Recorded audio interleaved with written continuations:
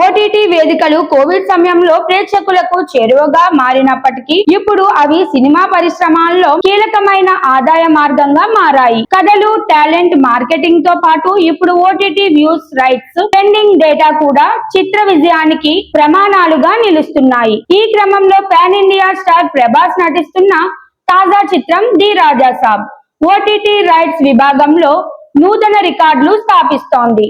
బాహుబలి తరహా యాక్షన్ కు విరామం ఇచ్చిన డార్లింగ్ ఈసారి వినోదాన్ని ప్రధానంగా తీసుకొచ్చే చిత్రానికి గ్రీన్ సిగ్నల్ ఇచ్చారు. పీపుల్ మీడియా ఫ్యాక్టరీ మరియు ఐవీవై ఎంటర్టైన్మెంట్ సంస్థలు నిర్మిస్తున్న ఈ సినిమాకు దాదాపు 400 కోట్లకు పైగా బడ్జెట్ కేటాయించారని సమాచారం.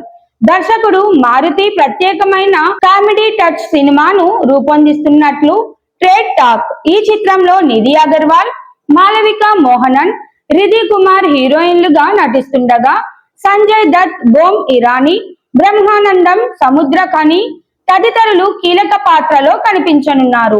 ఓటీటీ రంగంలో ప్రముఖ కంపెనీలు ఈ సినిమా రైట్స్ ను సొంతం చేసుకోవాలనే ఉత్సాహంతో పోటీ పడుతున్నాయని సమాచారం. భారీ బడ్జెట్ తో తెరకెక్కుతున్న ఈ సినిమా థియేట్రికల్, డిజిటల్, శాటిలైట్ రైట్స్ ఓ రేంజ్ లో డీల్ అవుతున్నాయి.